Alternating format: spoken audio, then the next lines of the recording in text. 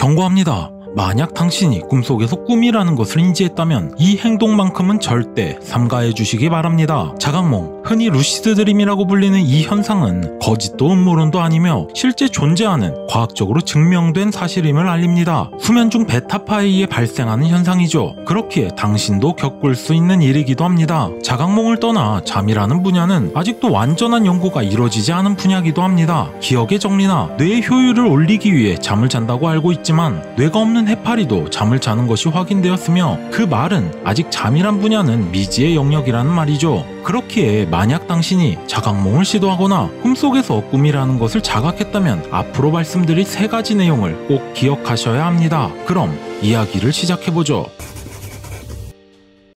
자각몽이란 말 그대로 꿈속이라는 것을 자각하는 겁니다. 이 자체로는 문제가 되지 않죠. 꿈이라는 것을 인식하는 것은 꽤 재밌는 영화를 보는 것과 같습니다. 하지만 꿈을 통제하기 시작했다면 이야기가 달라지죠. 굉장히 조심해야 합니다. 보통 평범한 사람들은 꿈을 기억하지 못합니다. 그게 당연하고 어떻게 생각해보면 자각을 하는 것보다 기억하지 못하는 것이 훨씬 좋다고 볼 수 있죠. 잠을 자는 이유 중에는 현실에서의 욕구의 분출도 그 안에 포함이 되어 있습니다. 현실에서 충족시키지 못한 욕구를 꿈에서 분출하여 일상생활을 돕고 스트레스를 낮추며 잘못 발산될 수 있는 욕망을 억누르는 역할도 하죠. 간단하게 말해서 꿈을 기억하지 못하는 것은 오토 시스템이라고 보면 됩니다. 무의식적으로 억눌린 욕구를 자체적으로 분석해 꿈에서 자동으로 분출을 하고 우리들은 현실에 집중을 하면 될 뿐이죠. 하지만 꿈을 통제하기 시작한다면, 자각몽이 자연스러워지기 시작한다면 그것들을 잘 컨트롤해 주어야 합니다. 굳이 잘 작동하는 자동화 시스템을 수동으로 바꾸는 결과가 초래될 수 있다는 겁니다. 꿈을 통제하는 것은 우리들의 무의식을 건드리는 것이라고 볼 수 있습니다. 자각몽이 위험한 이유는 최면이 위험한 이유와도 같습니다. 강력한 자기암시에 걸릴 수 있다는 거죠. 최근 연구 결과에 보면 최면은 위험하지 않고 부작용도 없다는 결과가 있지만 그것은 최면에 대해 공부를 한 사람이 최면을 치료 목적으로 사용했기 때문입니다. 여러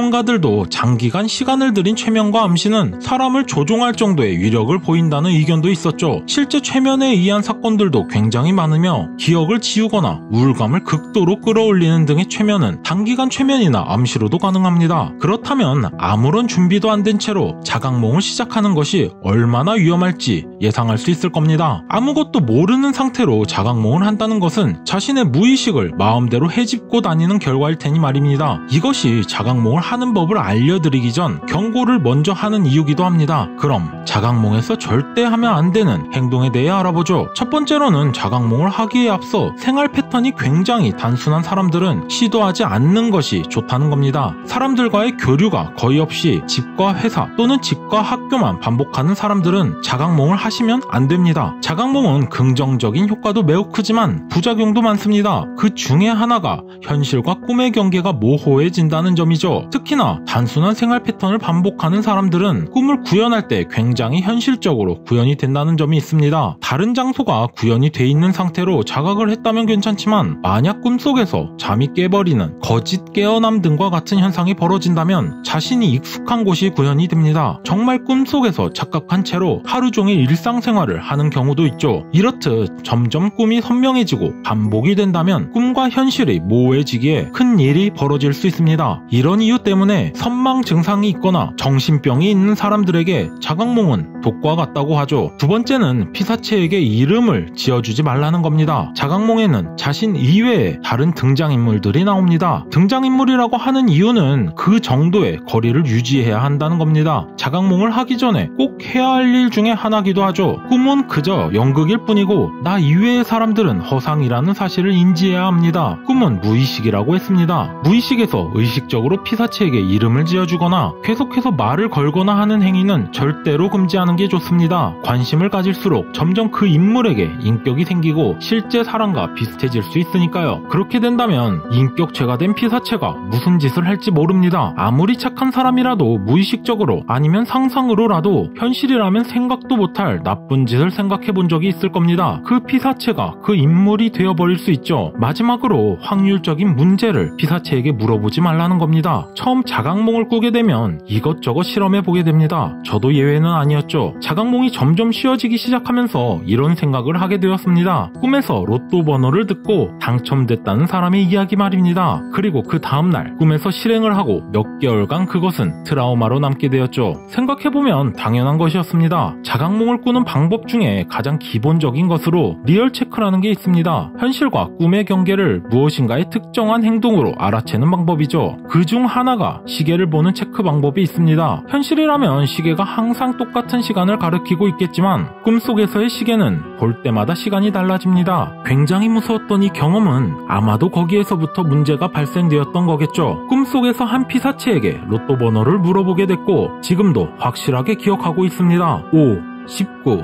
87, 66, 22, 3. 말도 안 되죠. 로또에 없는 숫자가 들어가 있으니까요. 하지만 문제는 그때부터였습니다. 꿈속에서 만나는 모든 피사체가 저에게 6자리 숫자를 읽기 시작한 겁니다. 모두 다른 숫자로 말입니다. 정상적이지 않은 상황, 그리고 통제가 되지 않는 상황, 당연히 두려울 수밖에 없었고 무의식은 그 상황을 즉시 꿈에 반영하기 시작했죠. 꿈에 있는 모든 피사체가 점점 강박적으로 저에게 다가와 숫자를 미친 듯이 불러대는 상황이 펼쳐졌습니다. 만약 당신이 자각몽을 시도하게 된다면 지금 말한 이 세 가지는 절대 하지 말길 바랍니다. 인간은 일생의 30%를 잠이라는 시간으로 보내게 됩니다. 100살까지 산다면 30년을 꿈속에서 보내게 됩니다. 잘못하면 그 30년의 인생이 악몽으로 물들 수 있습니다. 이 세계의 철학자였습니다.